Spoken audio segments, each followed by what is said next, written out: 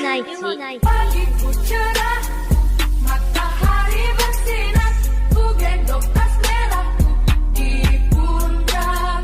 Selamat pagi semua, ku nantikan. Assalamualaikum warahmatullahi wabarakatuh. Perkenalkan, nama saya Dwi Fitriana Irianti dari Fakultas PG PAUD Universitas Muhammadiyah Pontianak. Di sini saya akan mengajarkan tentang sains pada anak usia dini. Di sini saya menggunakan wadah piring dan gula, garam. Di sini saya akan mempelajari, saya akan menjelaskan apa gunanya ini. Di sini kita akan menyuruh anak untuk mencium benda-benda yang ada di sini. Setelah kita cium, kita menyuruh anak untuk memegang tekstur yang ada di garam, bagaimana teksturnya. Terus kita memegang tekstur yang ada di gula, bagaimana teksturnya. Terus setelah itu kita akan mempersilahkan anak untuk menyicipi apa itu rasa garam dan apa itu rasa gula. Setelah itu kita akan setelah bahan-bahan ini saya akan mencampur garam dan gula ini. Kita akan lihat perbedaannya melalui air sama telur. Kita lihat.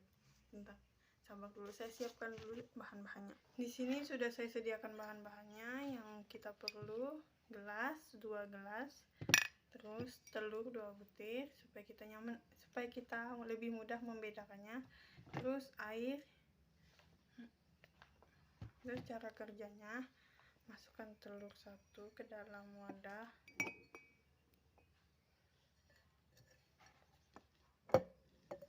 Terus kita isi air.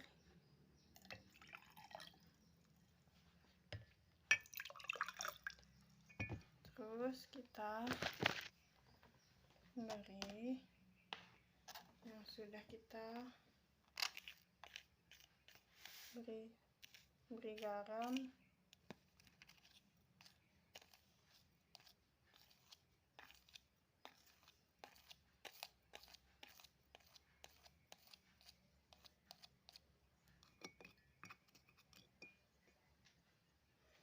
Yang satunya kita beri gula.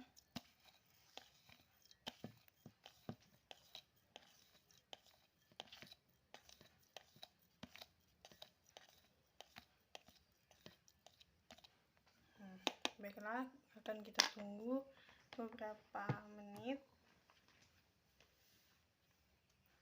Ini gunanya supaya kita tahu membedakan antara asamnya garam dan manisnya gula. Kita akan lihat reaksinya.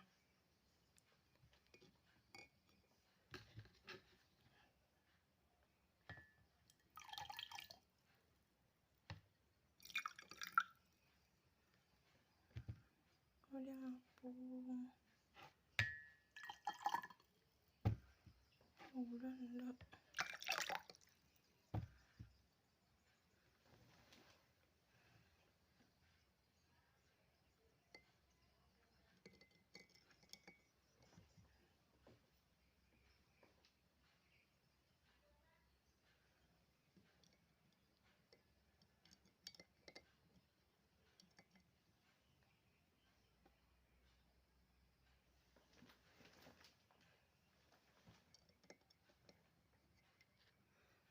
Ini yang udah kita masukin.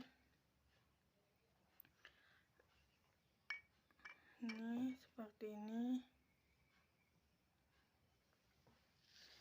Perbedaannya, kalau air garam dia terlihat seperti mengapung tapi tidak terlalu naik ke atas.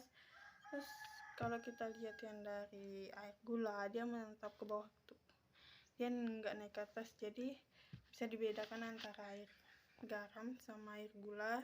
Airnya juga kelihatan air gula lebih bersih daripada air garam. Terus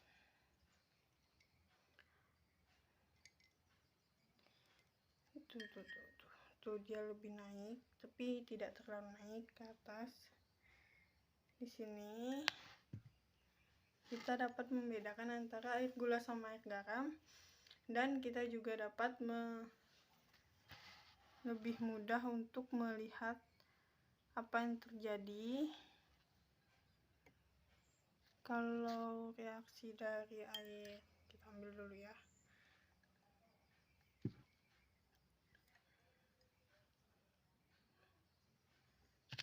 Kalau reaksi dari air gula dia lebih dingin, jadi telurnya dingin, baunya juga enggak amis banget. Coba kita ambil yang air garam.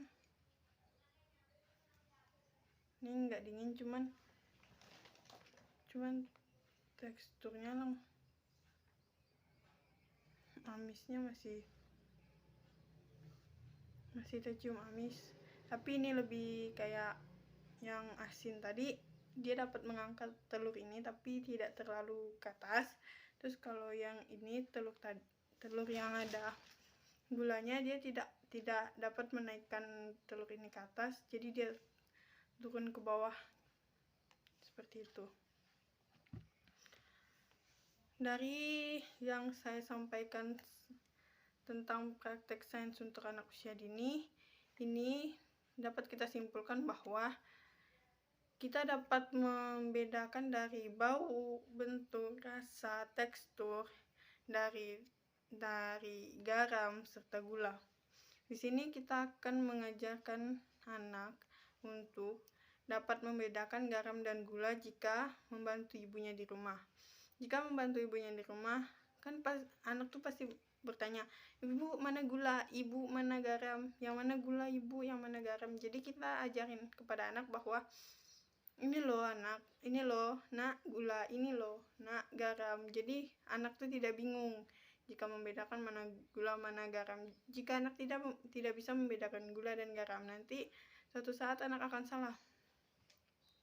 Anak akan misalnya disuruh sama ibunya nih, ibunya nyuruh, nak tolongin ibu ambilin garam, nanti dia ngambilnya gula. Jadi dari pelajaran ini kita dapat panca indera, kita dapat ilmu dan dapat membedakan antara mana rasa manis, mana rasa asin, dan kita dapat mempraktekannya dalam bentuk telur juga, air sama gelas untuk di rumah.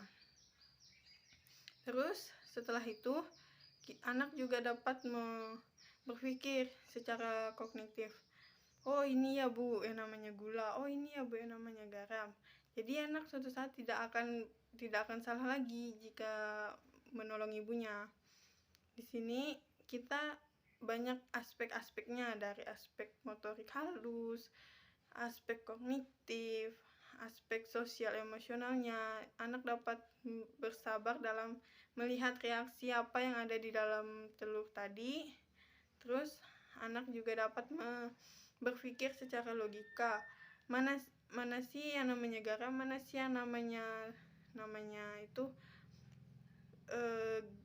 gula, yang mana sih yang asin, yang mana sih yang manis gitu, seperti itu. Terus anak juga dapat diajarkan membuat yel-yel sendiri supaya anak dapat mengingat mana sih yang manis, mana sih yang asin, seperti itu. Terus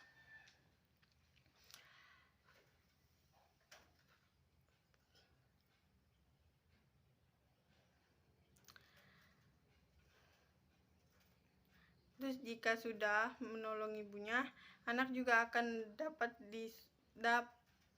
mempraktekannya sendiri. Jika dia sudah mengenal garam sama gula, nanti kita kembangin lagi mengenal alat-alat dapur yang lain yang dapat dirasa, yang dapat diraba, yang dapat dicium. Dan kebetulan garam sama gula tadi tidak ada bau sama sekali. Terus dapat dikonsumsi oleh anak, tapi jangan berlebihan. Intinya tidak boleh dikonsumsi oleh anak adalah yang mengandung micin atau seperti penyedap rasa lainnya. Kalau garam masih bisa anak gunakan.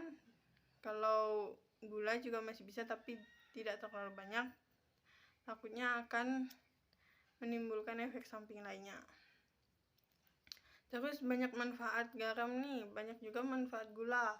Salah satunya untuk pemanis minuman, tapi ada juga kekurangan gula. Dia tidak boleh terlalu manis karena dapat menyebabkan diabetes, terus kencing manis dan lain sebagainya. Terus kalau garam itu dapat menghilangkan bau amis. Terus gunanya untuk menjadi penyedap rasa, pengganti penyedap rasa yang lainnya. Seperti itu.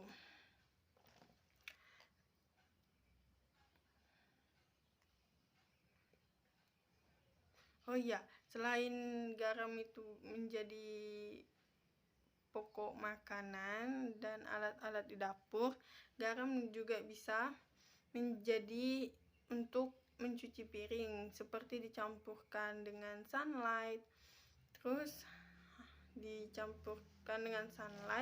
terus dibuat busa kalau gula, untuk menghilangkan bau-bau apek yang ada di baju.